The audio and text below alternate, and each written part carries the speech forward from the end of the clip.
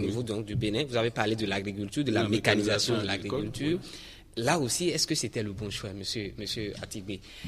Est-ce qu'il n'y avait pas des préalables d'abord, avant d'aller à la mécanisation massive, comme le fait le gouvernement actuellement? Préalable, non. Moi, je suppose quand même que des études existent. Des études existent parce que ce n'est pas d'aujourd'hui qu'on parle quand même de la mécanisation dans ce pays. Ce serait une injure quand même à nos agronomes et autres que de dire que le gouvernement est sauté pieds joints, tout ça là, pour commencer par travailler. Moi, je crois que à l'époque, le ministre de l'Agriculture était un agronome, M. Dovonou. Et moi, j'ai vu un certain nombre de cadres quand même de ce ministère et qui m'ont dit, enfin, nous allons travailler. Bon. Donc, moi, je pense qu'il faut, et surtout qu'il y a la mobilisation qu'il faut, parce que moi, j'apprends là qu'il y a 12 000 jeunes quand même qui sont déjà mobilisés et qui travaillent, disons, dans ce secteur-là. C'est une bonne chose. Bon, attendons de voir les résultats que ça va commencer par donner. Donc, on ne peut pas, au stade actuel, dire non, que ça a été précipité et autres. Attendons les résultats. Est-ce qu'on ne pouvait pas aller par étapes? Nous savons, la première question dans l'agriculture, c'est la terre. La question de la disponibilité, de la sécurisation de la terre est une question fondamentale. C'est pas encore réglé chez nous. C'est vrai qu'il y a des réformes en cours. Il y a le projet MCA Bénin qui est là pour accompagner le gouvernement béninois dans le domaine de la sécurisation foncière. Mais il fallait quand même régler, il fallait ces préalables là avant de commencer. Il fallait aussi mener des études. Est-ce que nos sols supportent ces engins qu'on amène sur le terrain? Est-ce qu'on pouvait faire de l'irrigation sur toute l'étendue du territoire? La question de la disponibilité de l'eau, voilà autant de préalables qu'on devait régler avant d'aller à la mécanisation de l'agriculture. J'ai entendu dire qu'il n'y a pas d'études pédologiques. Je crois que, comme l'a dit Guillaume, il faut nuancer les choses. Moi-même, j'ai eu à diriger des études pédologique.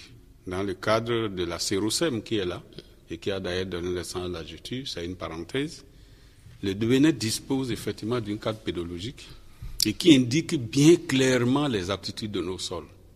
Je suis géographe de formation, je sais que tous nos sols sont connus. Ce n'est pas donc une question de faire encore des études. Et je pense qu'on avait déjà en 1965, avant de créer la SONADER, que le ministre d'État Moussou Bindaya a dirigé, on avait déjà une étude pédologique qui avait indiqué le comportement de nos sols par rapport aux palmiers à huile. Aujourd'hui, ce n'est pas une question donc d'identifier les sols. La question de la réforme foncière, en fait, il faut dire que le problème de fond qui est posé n'est pas une question de disponibilité des terres. Le Bénin a 8 millions 300 000 hectares de terres cultivables. Alors, la question, actuellement, nous ne cultivons que 20% de ces terres-là. Ces terres se situent au-delà de la latitude d'Abomey. Les terres qui sont situées au-delà de la latitude d'Abomey jusqu'au nord, ces terres sont disponibles, ne font aucun problème. Nous avons de grands domaines libres. Ces terres sont sécurisées. Il n'y a aucun problème.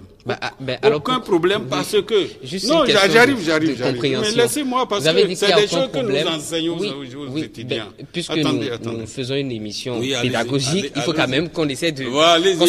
Allez-y. Pourquoi alors les ministres sont partis sur le terrain à rechercher encore ces terres? Oui, j'arrive.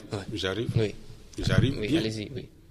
C'est la région méridionale de notre pays qui pose problème.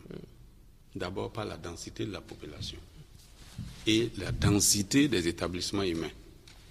Vous savez, la densité moyenne entre Cotonou et Abomey est de 200 habitants au kilomètre carré. Dans ces conditions, les exploitations familiales, nous avons 400 000 exploitations familiales. À peine au sud, chaque exploitation a en moyenne de 0,5 hectares. Alors que dans la région septentrionale, à partir d'Abomey, nous avons une exploitation familiale à une superficie moyenne de 2 hectares. Cela veut dire quoi? La question de la réforme foncière se pose beaucoup plus au sud qu'ailleurs. En 1992, quand nous étions à l'Assemblée nationale, déjà, nous avons introduit le projet de loi, que nous avons appelé le projet de loi sur l'orientation foncière, le code foncier, Mais ça n'a jamais été adopté jusqu'à ce jour. Et pourquoi? La question fondamentale, oui. la question fondamentale, c'est ce que le chef de l'État dit en expliquant la question de la disponibilité des terres. Moi, j'ajoute, je l'ai déjà dit à une émission importante, pour construire Glodjibé, 4000 Béninois aujourd'hui réclament des dédommagements parce qu'ils sont présumés propriétaires sur les sites de Glodjibé. C'est important. Lorsque nous nous attachons à la terre de cette manière-là, on ne peut pas avoir les terres disponibles pour faire le développement.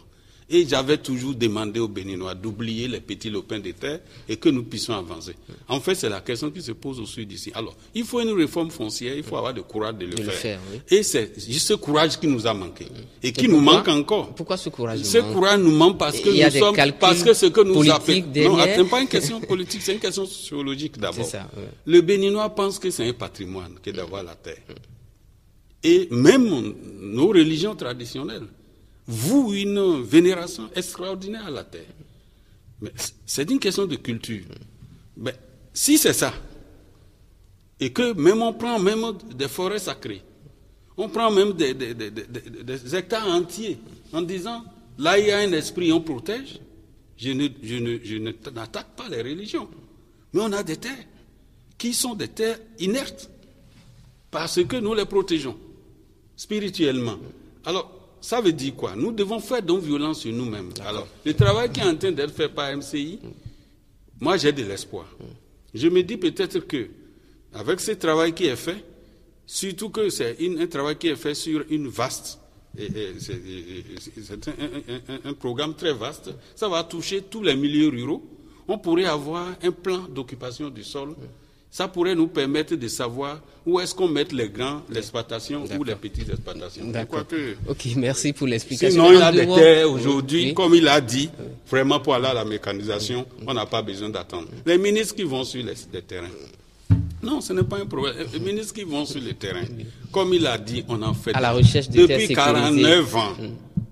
Nous n'allons pas rester à faire rien que des études. Il faut oser. D'accord. Et ces sites qui sont qu'on est allé voir, ce n'est pas parce que les sites n'existent pas. On veut voir les sites qui ne sont pas connus. On veut chercher les sites les mieux et adaptés aujourd'hui aux engins que nous avons aussi pour qu'on puisse produire plus. Je crois qu'il faut commencer.